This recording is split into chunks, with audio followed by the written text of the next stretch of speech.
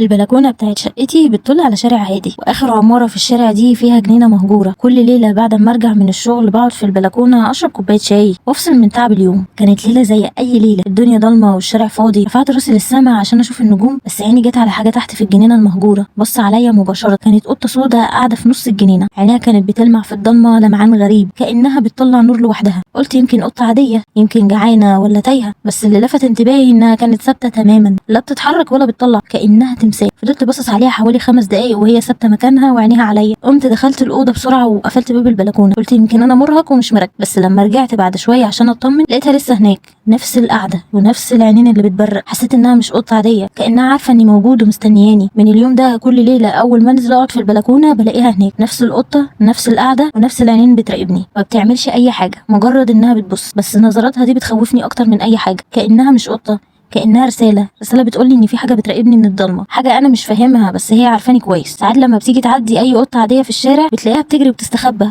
اول ما تشوف القطة السودا دي كأنها هي ملكة المكان.